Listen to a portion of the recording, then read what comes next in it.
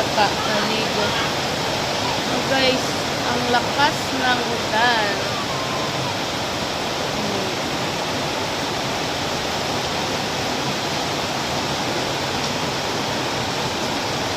Dito ba na po? Yan ang sitwasyon dito sa amin guys. Oh. Kasi pababa. Pero dito sa amin, oh, dito, hindi, dyan lang, oh. Dadaan lang yan ang tubig. Papunta doon sa baba.